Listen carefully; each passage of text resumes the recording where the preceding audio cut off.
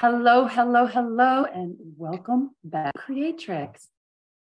Are you someone who's grappled with the feelings of deep loneliness, abandonment, or not fitting in? The more I speak with people individually, the more I realize that so many of us have been touched by these heavy feelings, and they don't feel safe or comfortable expressing them to others. So today on the show, we're going to hear from an amazing, amazing soul. She'll share her story of healing the abandonment wound authentically and with love. Note, possible trigger warning ahead for some people. So welcome to Creatrix. I am your host. For those of you who don't know me, Kat Moulton, and I help you get out of your head and into your heart to create the impact that you feel called to make in the world. I help you navigate confidently and courageously relationships. And the most important one, the relationship with yourself. Today's special guest, Coach Lilly, is from Lithuania and coming to us from Croatia. She's here to share her story and her heart with us because it's the energy of the heart that changes matter. Coach Lilly is a passionate philosopher, curious empath, intuitive coach who went through many depressions, overcame suicidal thoughts, healed her deeply rooted rejection and abandonment wounds. She's transformed herself from the inside out, from fearful, shy, insecure, aggressive, and self-doubting personality to a confident, loving, peaceful, and honestly expressive, authentic child of God. Coach Lilly, welcome to the show. Thank you, Kat, for having me. Yeah. Oh, I'm so excited that you're here. We've connected on Clubhouse and I've heard parts of your story, and I would love to learn more and also be able to share that with people. So maybe we could just dive right in. Do you want to tell us a little bit about your background and what brought you to this place? Well, to this place where we are now on this live brought Clubhouse. So I'm very grateful for meeting you as well. I really resonate with what you're doing as well. And I feel like you're my soul sister doing the same work in the world. And what brought me here in terms of this topic of abandonment and rejection wound is my life stories, my challenges that I overcame. And now I feel like it's my purpose now to share that with others and help assist others to heal the same, because I truly believe that there is no any single person on this earth who never experienced at least minimum of abandonment and rejection. So yeah, it's relevant to everybody. Yeah, I agree. I think a lot of us feel that and we kind of hide it. Not just from others, but from ourselves, or kind of put it in denial. And not that we have to focus on it, because, when we talk about energy, whatever we focus on expands. But if we also deny it, and don't let ourselves feel it and grieve it and work through it, it can become bigger and scarier. When you talk about abandonment, do you want to share parts of your story about how or why you felt abandoned in your life? Yeah, definitely. Well, it starts very early when I was when I was in the belly of my mom. Actually already started back then, and it's so important to know how our mother felt when she was pregnant with us. We can get so much information about why we feel the way we feel. So when my mom was waiting for me, she experienced herself very huge abandonment and rejection, shock to her system, emotional shock. So of course, all of that fear of rejection was transferred into me. And then as a result of that, I born a little bit different, looking differently because of medical conditions. And it kind of set up for me the stage of life till this day, like till recently, I would say, to live upon rejection and abandonment fear. And I was not aware of that. For many years, I was just, I thought I'm just myself. I'm just very expressive, but I was not aware that I was afraid of people leaving me. I was even abandoning people first before they had a chance to abandon me. So I was hyper vigilant, like trying to find the threat of abandonment and reacted on that. So in the past, I was very reactive. So yeah, first in the womb, then when I born, that rejection continued in the way that we all know. Children and even adults, when they lack maturity, they throw some comments and some laughs. Even though I was very much protected by my parents from such experience, because they brought me to religious school, I didn't go to kindergarten. I was pretty much safe, and also I protected myself pretty well, because my coping mechanism that I developed was falling into my imagination, into the clouds, and I just didn't see people, and it was very safe for me. So and it continued then was when it comes to jobs, right? Because I don't match the standards of what aesthetic is in the world. That's why I really struggled to get a simple job like waitress or cash lady, because you need to be a representative, and everybody had that standard of what a representative is, and it really frustrated me and hurt me so much, because I'm a person who loves communicating with people, and it's so easy for me to do that. And it was rejection after rejection after rejection. So all I had left to do was to create my own business. So yeah, that's how that path of mine had been looking. I love that. I love that with all that rejection from, not that you were rejected, but that you, instead of letting it really cripple you, you decided, I'm going to start my own business then. That's powerful. That's awesome. I wasn't expecting to hear that. I mean, I've heard pieces of your story, right? But I loved how it started about the womb. And that really resonates with me, because I didn't expect that from you either. I've been diving more and more into that material. I mean, that connection that the mother has with their children is so powerful, and the generational and the genetic, but that you recognize that it starts in the womb, because so many of us don't, right? And I certainly did not. And even though I have a bunch of children, I didn't, but I'm studying family constellation therapy and some other things and exploring it. And it so much comes back to that place. And you know, our friend Sandra Orna from Clubhouse, she does a womb treatment, like a downloaded energy womb. So I just found that really interesting and wanted to ask you, when you became aware of some of these issues stem from the womb, have you ever done any healing around that incorporated some type of womb healing, or did you do other things that worked for you?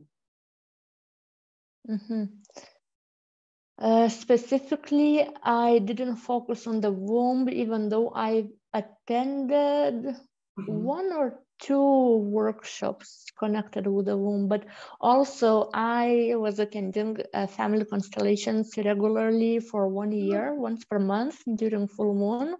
Okay. So I did this, what helped me a lot. And also probably my biggest help to myself is healing my inner child. Somehow I have a feeling that inner child is connected very so much with the womb.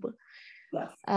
Because the womb, what is kind of the void, is creativity lies there, right? And child is creative very so much. So yeah, for me, my best daily actually practices inner child healing.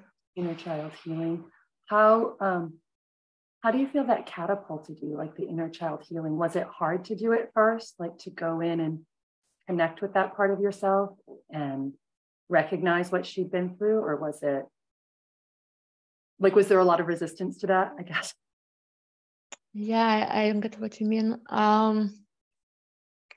Actually, for me, it was pretty easy. I know the stories that for some people, inner child just refuses to speak. Because for so many years, adults were ignorant to their own inner child. So that inner child was really pissed on them. And at times I find also my own little one that at times she shows her character that like, you're supposed to know that. And I'm like, oh, please tell me. But it was pretty easy for me because just one day, actually, I didn't learn that. I didn't hear about that. It came naturally for me, that inner child, that I became aware of my mental dialogue within myself. And then I just realized how, okay, the idea came to me, the question from my inner coach that I always communicate with. The question was, would you ever treat your future child in the way you're treating yourself now? And that was, for me, eyes-opening experience. And from that moment, I started becoming aware every single time I'm having this, okay, maybe not every single time, but often when I have certain thoughts and when I have, especially when I have feelings, I don't want to feel it now, I don't want to feel it now, right? What many people do. Would I tell it to my child that, now you're in a low vibe, go, leave me and come back when you feel good? It's like I just started feeling so much love and compassion for that little one who never was seen and heard by other adults. So I realized that I need to become that adult who sees her and hears her. That's awesome. That's a powerful question, about putting it on our children that we might have. Like, would we treat our children that way? And how do we shift and treat ourselves that way? And I love that worked for you. A lot of people that I've come across in my personal life haven't wanted to look at that in themselves because it's too much pain for some people. What would you say to someone who is struggling, feeling abandoned or lonely, and has trouble looking inward at that really hurt young person in them?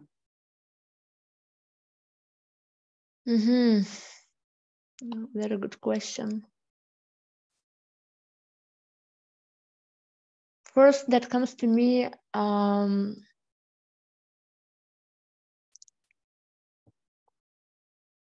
look for support. Whatever it is it your friend, but surround yourself with people that don't judge you, because that's so important for healing, because we judge ourselves the most probably, and as a result other people judge us. So if you have a friend who is capable to hold that safe space for you, just go and talk to her and release everything and just ask her to be there or him to be there for you for that moment. This is one way. Second way is, if you have any possibility to invest into yourself, by all means, approach professional specialists who can help you, because coaches, therapists, I wouldn't say that about psychologists, because psychologists work more on the mind, and they are not so much using integration of many modalities. Right. So therapist or coach, they know how to hold that safe space. So that person will become that best friend who doesn't judge and who sees more than you and assist on that journey of connecting back. Because really, when you do that alone, it might feel very scary. Yes. It was easier for me because you probably read in my website, in the section about me, that from my early childhood, I always had that inner voice that later I discovered that the voice of Jesus, my inner coach, how I like to call. So every time he was that comforting presence in my life. So that's why through that voice, I was able to help myself. And then people started showing up and helping me as well. So external support is very important. But also, if external support is not an option, because for some people it might be, take time, space, and put yourself into the environment that stimulates all your sensors very pleasantly. Put the healing music on, like on YouTube, you know, those heart opening musics. I love those. Me too. Then the smells, those as how you call it in English? Sticks Essential that you oil burn. or incense. Yeah, incense or essential oils, or and just create that safe space for yourself, and then sit and just try to write it down or just talk in your mind. And yeah, those are the ways how it could work. I like that. And I resonate with so much of that. And especially the first part you said about the witnessing or the non-judgmental witness, to find that in someone. I think that in my experience, that's one of the things that stops people from getting help, is because they feel like they're going to be judged. And they may be right. You know, there have been therapists that judged me, and it made me move away from therapy, or psychologists, like you said, you know. And I love what you said, because they work on the mind, and there is such a time to work on the mind, but to get into the body, to get into the heart is what I hear you saying, and find people who can help facilitate that, and people that you feel safe with, that create that safe container. And I like how you described about creating a beautiful, sacred, safe container for yourself. I do something similar. I love some of the music and the smells and the lighting, you know, and just whatever makes us feel good, to tap into the, you know, that more feminine or flowing energy, where we can work on that. Because, you know, there are other times where we have to be in that go, go, go, harder masculine to get things done. It's not one or the other, but creating that safe space is important. And witnessing, and just witnessing. And I feel like from what you've been through, you're a great witness for people. If they are looking for support, like really can hold that non-judgmental container. Why do you think, and I have my own views, we live in such a judgmental culture right now? Like, do you think it's more than it ever had been before? There was something on your website I read, or is it just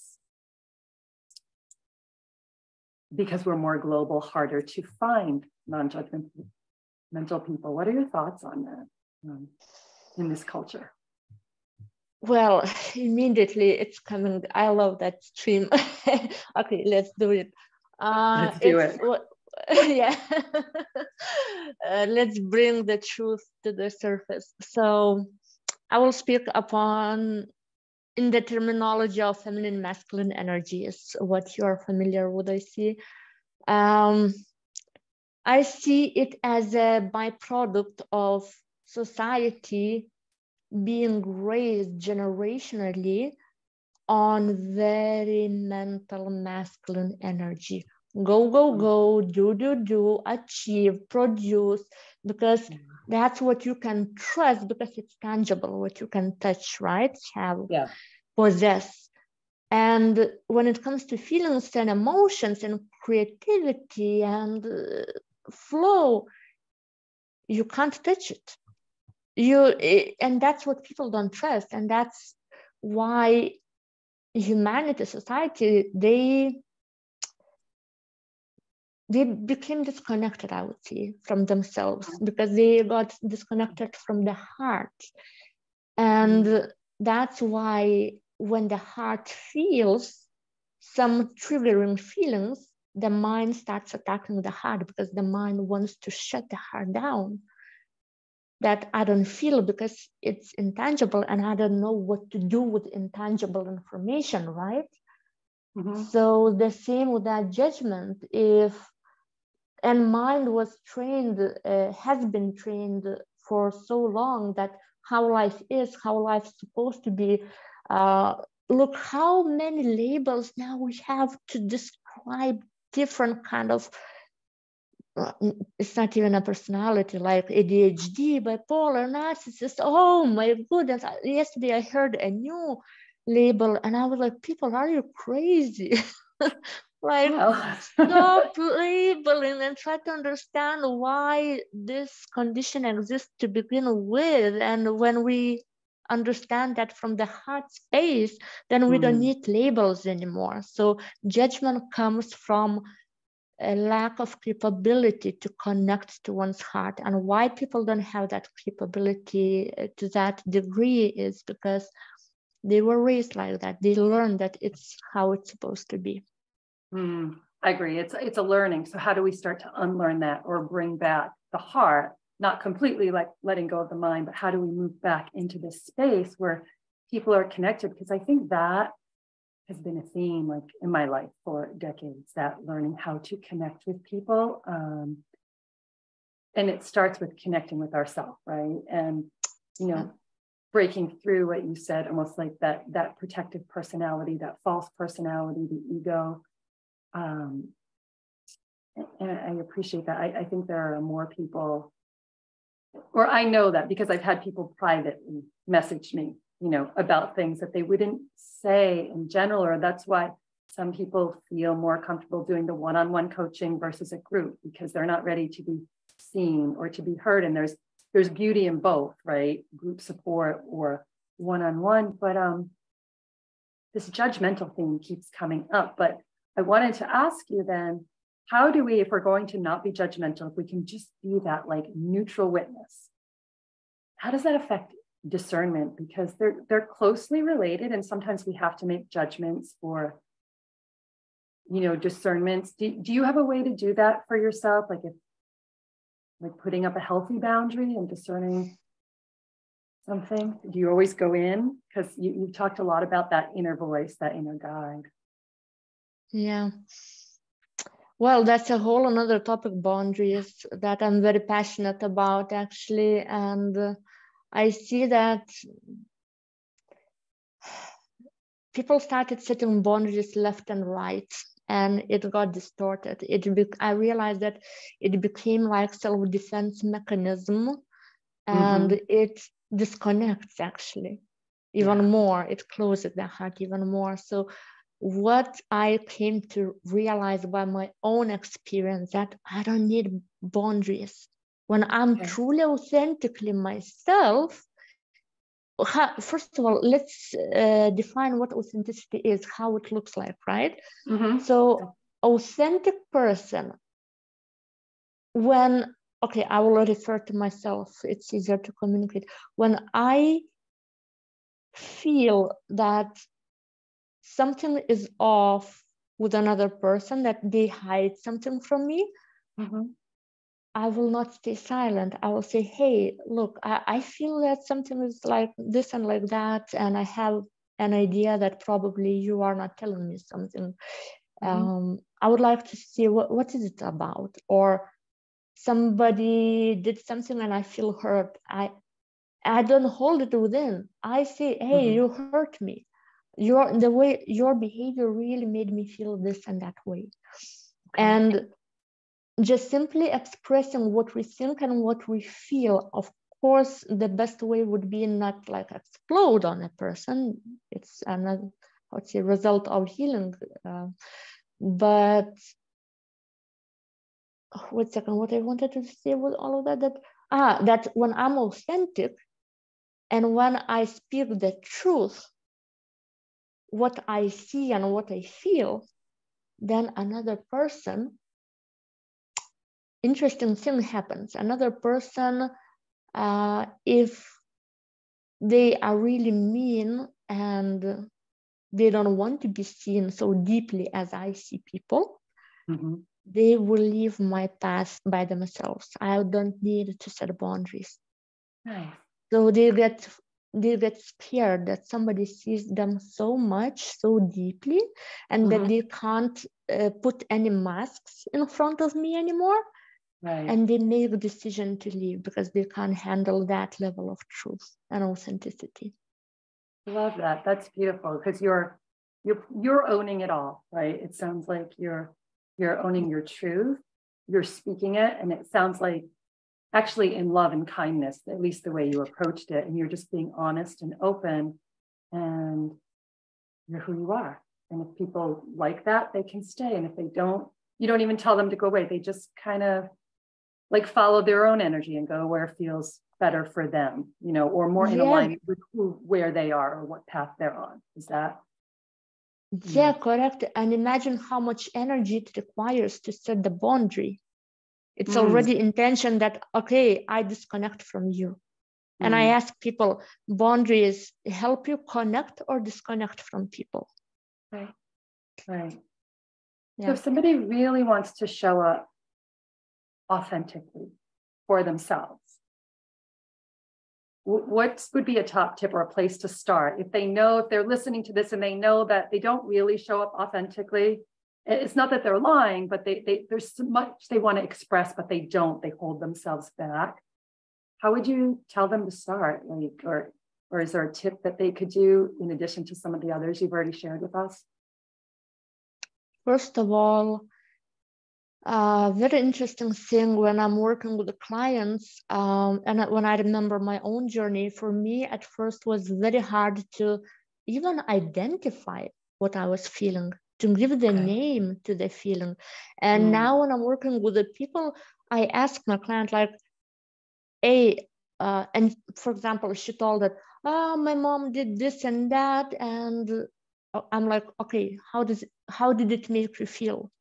And she gives me a mental explanation that, oh, I can't handle it anymore. Just description about the situation. I'm like, no, stop. How do you feel about it? And again, and I'm like, I feel all that she's feeling in my body because I'm channeling her energy, and I can't handle anymore. And I'm like, tell me, what do you feel? Because I'm feeling now what you're feeling. And then she stopped like, yeah. And then she stopped like, please give me one word for the feeling. What is it? And then they realize that they don't have even a vocabulary to define what the feeling is. So there is a very beautiful, on internet, Google is the circle of feeling of emotions, and plenty of different emotions, and it's easy, and people can print it and start from that. For example, something triggers, and then take time, take distance, take that paper out and see, what am I feeling? First, try yourself to define, and then look into that paper, because then I discovered that I thought that I was feeling anger, right? But anger just covers deeper layers of different emotions. Then I discovered that I was feeling, but I discovered it without that paper. But it's all, my healing is the most because of my inner coach that he is guiding me through. And he asked me that, okay, but what are you angry of? So yeah, question yourself. The same, be curious. What am I feeling now? Then why am I feeling now? I already forgot the question. So how people can help themselves to what they should start from, yeah? Yeah, so it sounds like you answered it about the getting in touch with the feeling in the body, right? Again, bringing it back to the body and learning about different feelings. Is that kind of what you? Yeah, so it's a very, very first step, and then there are other steps, but this is the foundation. I agree, it is a foundation, because there's that catchphrase, like, when you can feel it, you can heal it, right? You've got to be able to feel it in the body and notice it, and then that's how we start to release the energy. And it made me think of the topic that we didn't fully dive into, but about that protective personality part, that becoming your real self, like your authentic self. It sounds like you had to go back in and honor a lot of different feelings to get underneath. It's what you said, like, we're peeling back the layers. What's under the anger? What's under the anxiety? What am I really feeling? Who am I really? Is that Yeah, part of and my now life. I remembered also that for me, authenticity also means expression. When Mm-hmm. I was in my wound, I was very expressive of my wound. I was very expressing my hurt, my feelings. And I was judging myself for doing that. And what Mm-hmm. I got to realize that this was the best way for me to heal, because as more I was expressing, Mm-hmm. as more I was able to see.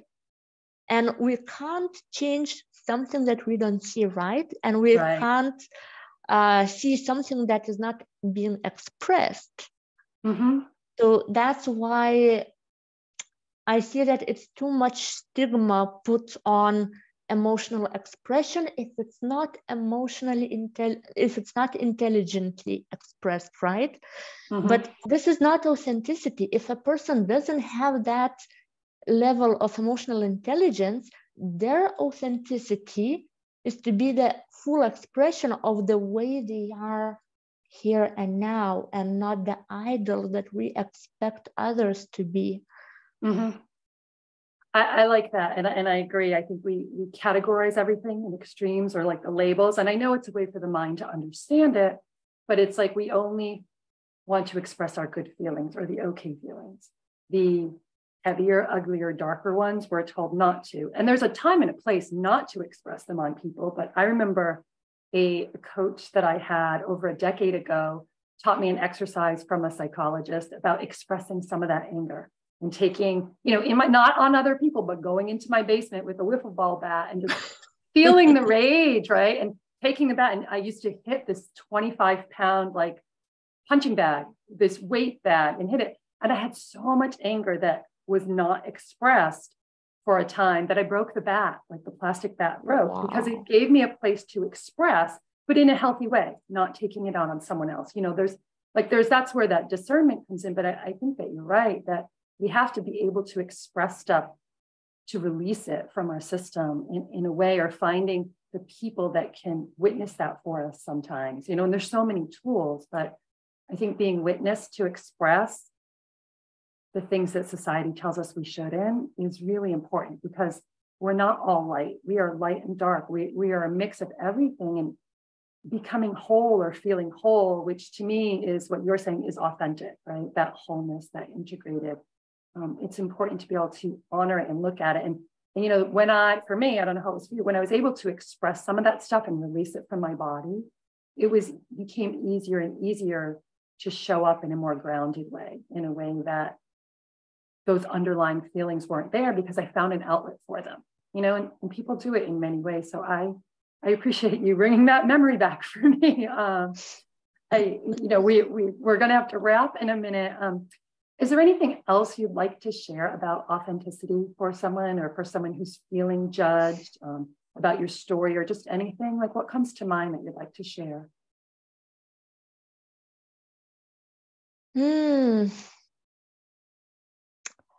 Authenticity and abandonment wound, healing it with authenticity. I would say those who suffer from abandonment wound, start observing with your mind the pattern, why you have been rejected, and write down the characteristics of those people who rejected you. What is in common in all of those people, and what is in common in all of those situations?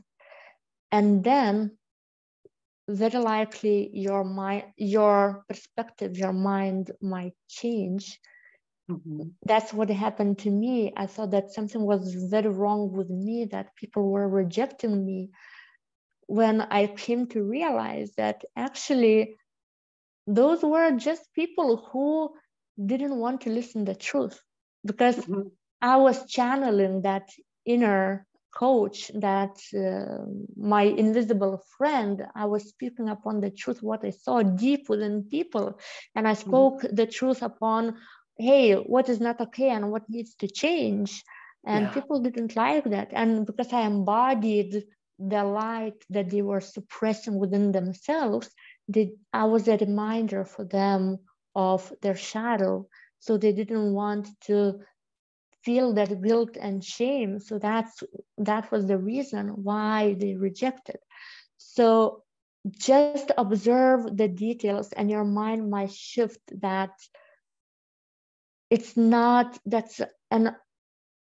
okay, the last message, that it's not that something is wrong with you. I can give you promise for that. Other people just didn't have capacity, or maybe still don't have capacity to handle and to receive your authenticity. But it doesn't mean that you should change who you are. It's opposite. It's being yourself unconditionally, and allow people who are not supporting your authenticity to live your life, even if it means your mom or your dad. That's hard for some people. It's, to break free, to really be who you are. But I think that, the more we're able to do what you're saying, to kind of break free and show up as ourselves, we give other people the permission to really show up as themselves. And that fosters that heart connection, for all of us, really, like, the collective. So I appreciate that, Coach Lilly. I have so many more questions I'd like to ask you. We can, dive in on Clubhouse or somewhere else. But if people wanted to work with you to learn more about, the abandonment wound and healing, being non-judgmental, anything that you talked about, or any of the other work that you do, where can they find you? And how can they reach out to you? Definitely, you can find me. I have a G account where I'm basically putting all the information there. I don't like multitasking, that's why I have Facebook fan page, but I'm not active there. And my website, betterfly.today, and not butterfly, but betterfly. And it means better, first love yourself today. Love that. Love that. So people who would like to experience that unconditional love and non-judgmental space where they can heal. Also, I'm about to start from April the group coaching course. And that's my intention and my vision, how I see, is to attract those people. And I know that I'm attracting people based on my own vibration as well, that there will be people who are not going to be judgmental, and who will support, and that support of the community will last for the next 3 months. So we will do a healing there, because abandonment wound, I forgot to say that any kind of wound, any kind of trauma, and I bet you would agree with that as well, Kate, that it's not enough to heal it just on the mind level, just to understand it, right? Yeah. First level is the mind. Then we need to feel what we know in order to have transformation in the energy shift. And then still energy stays in the body. So the last step is removing that trauma from the body. So that program is designed for those 3 elements to help us heal. I love that. I feel like we're so in alignment. I do the similar mindset, heart set, like soul set, and then creating your skill set to go out there and do whatever it is you want to do or show up. We do have to take action as well. So, but it's like doing all these elements or practicing them. And I love that you're cultivating safe space for people to do that in a group. I really appreciate you being here. I wanted to learn more about your story. Well, people can go to your website if they want to find out more about your story, your inner coach who's guided you. There's no one right path, but your path is beautiful. So I thank you. And I thank you all for watching and listening. If this has supported you, you can reach out to Coach Lilly at betterfly.com. Better, not butter. Love that. It'll be not com today. .com. Oh, sorry, betterfly.com today. It's right there in front of me.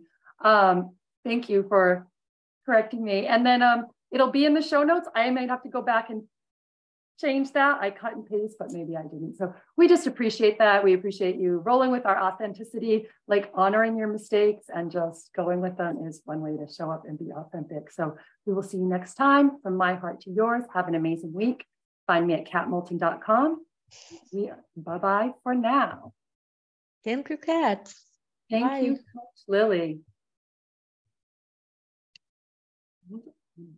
And I'm going to end the recording.